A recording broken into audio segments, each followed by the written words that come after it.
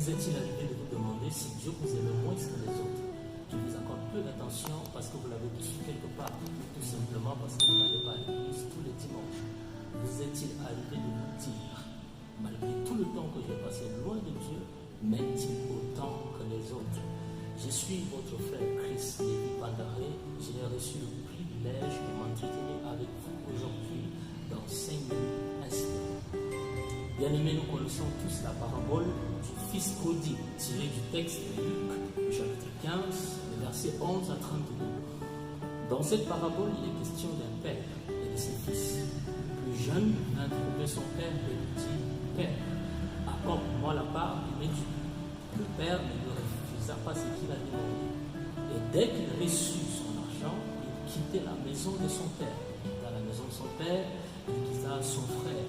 Tous les gens de la maison de son père partirent dans une autre ville.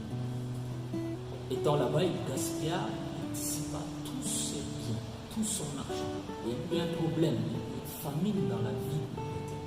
Maintenant, pour trouver à manger, c'était compliqué. Il était contraint de travailler pour nourrir les poussons. Il n'avait pas de quoi manger. Il demanda qu'on lui accorde de la nourriture aux pauvres, mais on lui refusa même de lui donner de la nourriture pour pauvres. Et il se disait ceci, dans la maison de mon père, même l'esclave, le moindre de tous les esclaves, avait de quoi manger et il était rassasié. Et moi, je suis ici, le fils de mon père, et je n'arrive pas à trouver de quoi me mettre sous la dent. Et il se dit ceci, je retournerai dans la maison de mon père et je demanderai pardon pour mon péché. Dès qu'il revint, son père accourut vers lui, les bras ouverts, et il prit son fils dans ses bras. Et il tua, la Bible dit, égorgea un veau gras. La Bible dit, il égorgea un veau gras. Et lorsqu'il égorgea ces veaux gras, il y eut une grande fête dans la maison. Bien aimé, quelle attitude adoptez-vous lorsque vous demandez quelque chose à Dieu et qu'il vous accorde réellement ce que vous lui avez demandé? Partez-vous aussitôt ou demeurez-vous encore à ses pieds? Bien-aimé, Jésus, lorsqu'il partait vers le Père, il a dit à ses disciples, il y aura des tribulations, vous entendrez des bruits de guerre, il y aura des difficultés, mais dans toutes ces difficultés, je serai moi-même avec vous. Bien-aimé, si vous demandez quelque chose à Dieu et que l'attitude que vous adoptez est de partir aussitôt après avoir reçu ce que vous avez demandé à Dieu, c'est que vous n'êtes pas différent du fils prodigue. Vous venez devant Dieu, vous lui demandez, Père, accorde-moi telle chose. Peut-être que ce n'est pas encore la saison, ce n'est pas encore le temps, mais Dieu, par votre insistance, Dieu vous accorde ce que vous lui demandez. Maintenant, lorsqu'il vous accorde cela, dans l'esprit de Dieu, dans sa paternité spirituelle, Dieu voudrait ceci, que vous demeuriez encore avec lui, même si vous avez déjà donné ce qu'il ne devait pas encore vous donner, pour que vous appreniez encore à ses pieds. Mais vous quittez la maison, la présence de Dieu, vous partez dans le monde. Maintenant, lorsqu'il survient des problèmes, vous posez maintenant la fameuse question, est-ce que Dieu m'aime moins que les autres?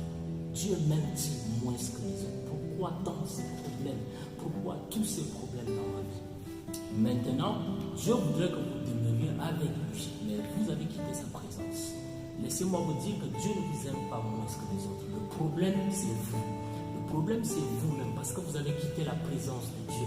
Dieu voudrait ceci, que vous vous rappeliez tout le temps, malgré qu'il vous accorde ce que vous avez, ne venez pas à Dieu pour demander quelque chose, des choses matérielles.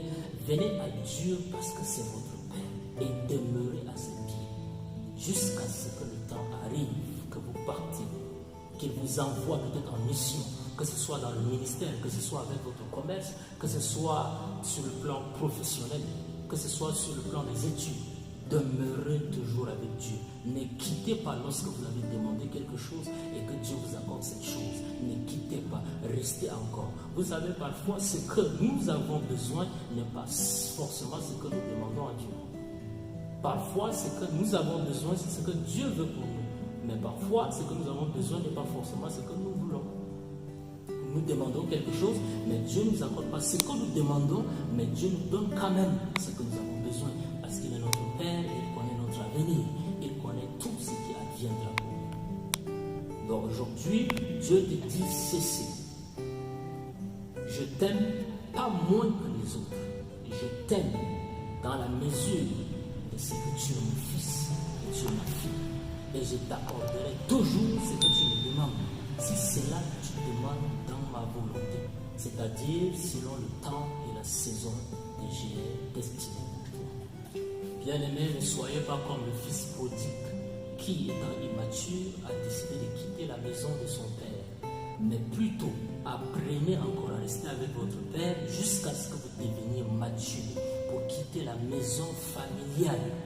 Je parle de votre Père céleste. Lorsqu'il vous accorde ce que vous avez demandé, travaillez encore, multipliez, recherchez la sagesse auprès de